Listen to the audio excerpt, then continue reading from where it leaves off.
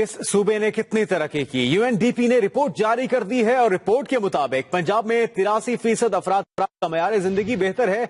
सिंध की बात करें तो 67.6 और केपी में 67.1% है। बाकी मजमूई तौर पर सूरत हाल क्या है जानते हैं। ब्यूरो चीफ इस्लामाबाद आमिर इलियास राना हमारे साथ मौजूद हैं। आमिर, क्या सूरत हाल है पाकिस्तान की? पाकिस्तान कहाँ मार्क करता है?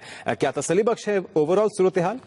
देखें, चूंकि ये रिपोर्ट पाकिस्तान के बारे में है और इसमें ह्यूमन इंडेक्स टेबल पे जिस तरीके से उन्होंने अपना एक सिस्टम बनाया हुआ है यूएनडीपी ने कि किस तरह उसको उन्होंने मुख्तलिफ लोगों के पास जाके क्या सवाल किए हैं, उसमें पंजाब हर लिहाज से नंबर 1 आया है। और हैरान कुन हद तक इसमें यह है कि सिंध को नंबर 2, जाहिर है कि वो नंबर 2 होने की बेसिक वजह वहाँ का कराची शहर ही हो सकता है, क्योंकि दही इलाकों में तो वहाँ खैर कोई सूरत हाल बेहतर नहीं है जो सारी दुनिया में सामने आ भी रही है।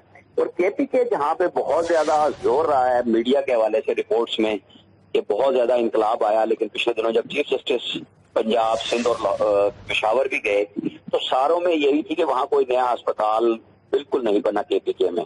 तो लिहाजा इंसानी तरक्की के हवाले से या सेहत की सहूलतों के हवाले से तो वहाँ बहुत बड़ा भुगतान है, क्योंकि 5 साल से ये सिर्फ पुलिस का राग वहाँ से गाया जा रहा था कि पुलिस बहुत अच्छी रिफॉर्म्स कर दी है, जिसका इमरान खान ने 11 नुकात में भी कोई जिक्र नहीं किया था लाहौर के जलसे में। और अब ये जो यूएनडीपी की रिपोर्ट आई है इसने तो मजीद इंकशाफात कर दिए हैं कि यहाँ पे स्कूल की सहूलतें जो हैं वो पंजाब में बेहतर हैं, सेहत की सहूलतें बेहतर हैं।